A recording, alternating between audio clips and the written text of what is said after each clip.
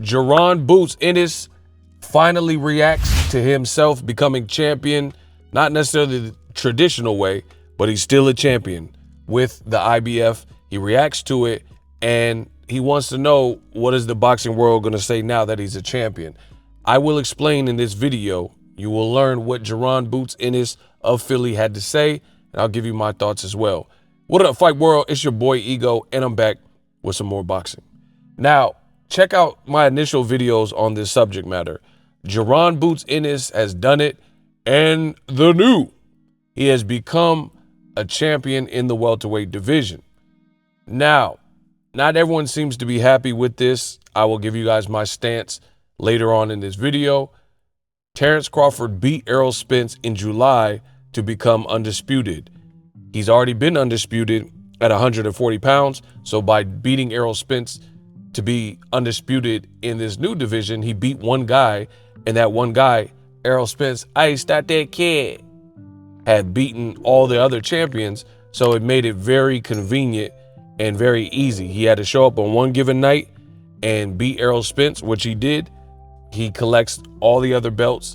He got the WBO belt in his very first fight with Jeff Horn, very first fight in the welterweight class when he first moved up, when he was still with Top Rank. So Jaron Ennis, he has been chomping at the bit for a while, trying to get and land a big name that will certify him, and a name that will get him the recognition and or the opportunity or the title that people won't have anything to say. That never really came for him. He called out everybody from Keith one time, "You better not duck me, son. You better not, I'm coming," to, he said he would fight Ugas. Sean Porter at one point, when he was active fighter, had some criticism for Jaron Ennis, and I think he said he's overrated or something. And then this might have been after Sean Porter first retired. Jaron Ennis said, "All right, if you feel that way, come out of retirement and fight me." So he called out Sean Porter at that point. He called out the heavy hitters, Errol Spence, Terence Crawford. No one, looked in this direction, or for whatever reason, that fight didn't come into the fold. So this is how he became a champion. He was elevated to a champion by the IBF because of Terence Crawford's failure to fight him, and he was the mandatory. We've seen this at the division above, 154 pounder. Jermell Charlo chose to fight Canelo Alvarez, and that was a huge opportunity for him. He chose that. He couldn't satisfy his mandatory fight Tim Tszyu within the time frame, so they stripped him. No more, no less. I see a lot of people making a big to-do and a big deal about this, but this is kind of standard practice and protocol. Another thing, since I cover boxing, like, I'm not just a boxing fan. Yes, I'm a boxing fan, but this is also my job. This is what I do. This is what put food on the table for me and my family. You dig? So in working in this sport and making money in this sport, I tend to know what's going on because I have to report about it. And that has been the case for the last decade, right? So with that being said, I'm not as up in arms about the move. Like, yeah, we obviously want to see a champion fight another champion, or a challenger fight another champion. So either a unification or a challenger step up, fight a champion. That's the standard way that it's always been in boxing. You don't prefer to get your belt in the email or whatever people are saying about it now. I get that. That makes sense. However, you have to, anytime we're talking about these various situations in boxing, I give you guys my best foot forward and my honest assessment, and I look at everything in boxing on a case-by-case basis. And the reality is, it didn't look like Jaron Boots Ennis was gonna strike gold and get this lucky break to the point where he would be, anytime in the near future, be able to be given the opportunity to fight for a title, which he's worked for over the last several years in his career. He's been putting on sensational, scintillating, exciting performances and moving up the ranks. He got to the top of the rankings. And if this didn't happen, then what? Terence Crawford, rematch clause, fight Errol Spence, the fight, as of me recording this video, is not even announced. So that means they're not ready to announce.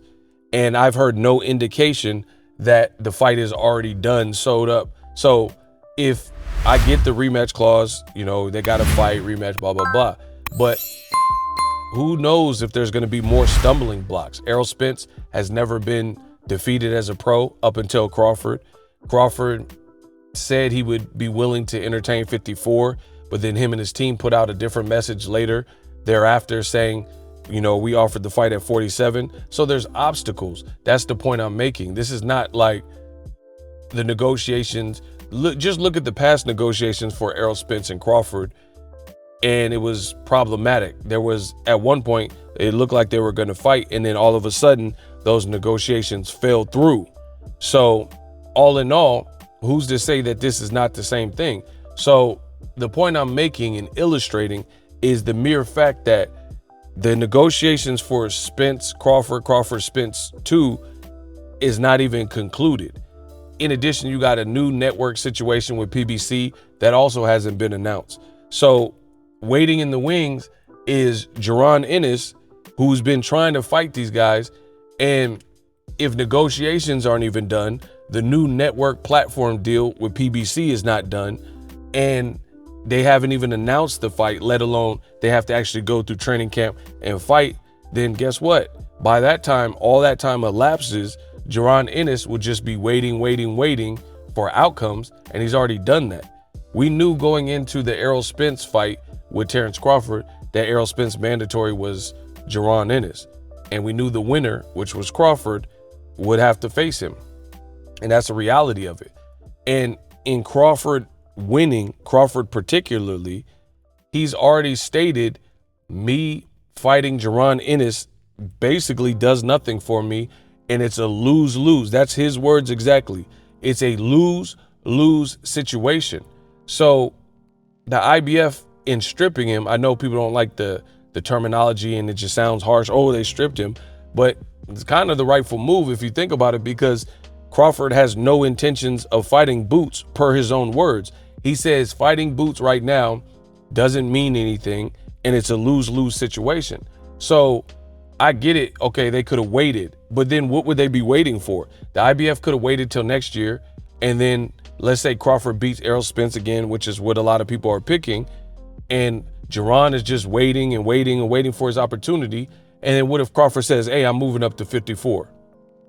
Or what if Crawford says at that point, what he's been saying, I'm not fighting Jaron Ennis because it don't make sense, and I'm looking for the big fights like Canelo and Charlo and whoever else, Tim Tszyu or whoever else he wants to fight.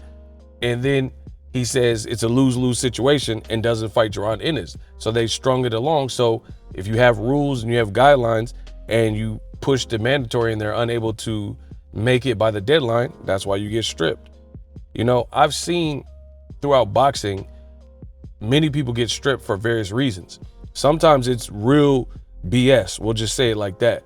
Sometimes, like I remember Demetrius Andrade and I believe Guillermo El Chacao Rigondao got stripped, and it was like off inactivity, you know, just weird. And these are guys who were ducked and avoided and couldn't get fights.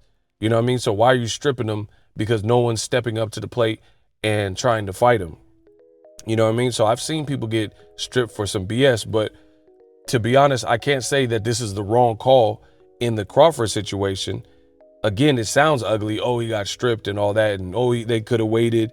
But at the same time, Crawford already told you what it was. He's not really looking in the direction of Jaron Ennis.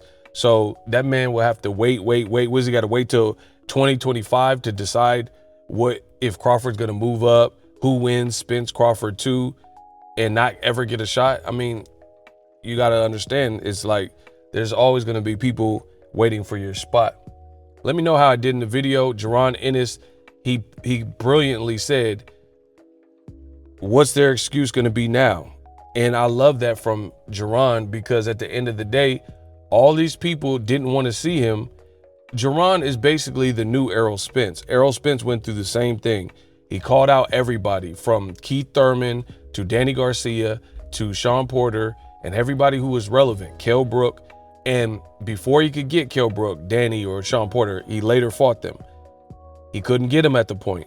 They were like passing him off. Oh, he got to do more. Kell Brooks like, oh, you got to get a belt, or you got to impress me with your performance. You got to fight somebody. You're fighting bums. You know, these are the things that were being said.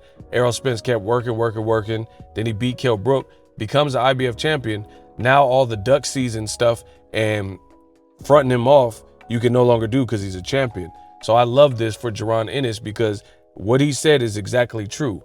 Now what are they going to say? What are people going to say when, whether you like how I became a champion or not, I'm a champion? So what are you going to turn down? Like, let's say his team said that Cody Crowley had an opportunity to fight him, Jaron Ennis, on the David Benavidez versus Demetrius Andrade card, right? So he turned it down or pulled out according to Boots' team. So now that's going to look crazier if that fight comes back around and it's a title defense and it's a great fight and opportunity. What is Cody Crowley going to turn down an opportunity, or Mario Barrios? It wouldn't make sense. Like, it doesn't make sense to turn down that. Why would Mario Barrios not want to fight for a title, right? Why would Cody Crowley not want to? If you want to become a champion, you're going to have to beat either Crawford or you're going to have to beat Boots at this point. So I actually like it. I think it's good, mixes stuff up a bit. And, you know, Crawford said he's focused on the big fights. He can focus on this rematch. He's already been undisputed, so it doesn't hurt him there. He's already been 2x undisputed. And then you got Boots, who's been waiting, trying to get an opportunity, finally gets his opportunity. And now people have no choice but to step up and fight him, which is what I wanted to begin with. Because now Keith Thurman or whoever turning down a Boots fight is not going to make the same amount of sense now that he's champion. So I rather like this news about Jaron Ennis being elevated and stuff, because sometimes you got to shake stuff up instead of just having people wait and waste their time. And as far as the email champs, I'm not even going, y'all only get half a bar. I mean, F y'all. Anybody who's saying Jaron Ennis and knows the whole situation and is saying he's an email champ, you sound stupid. And I can assure you, the same racists and individuals and usual suspects that would be saying this, they didn't say anything to Tim Tszyu. Tim Tszyu got his title the same way, by not fighting a champion. The only champion in the division was Jermell Charlo. He has not to this day fought him, right? It wasn't his fault. Jermell went in a different direction. Therefore, he got stripped, and Tim Tszyu got emailed his belt, or whatever people are saying. And then he took a quality title defense for his first title defense, and that was against Brian Mendoza. And then he beat him. So I really look for the same from Jaron Ennis. Now you're a champion. Take a quality fight, right? Take a quality name and fight them and defend your title. I mean, who cares how you got the belt? Because we know, the people who know boxing know why you got it in that fashion. Best in the business in a moment. Introducing Super Thanks.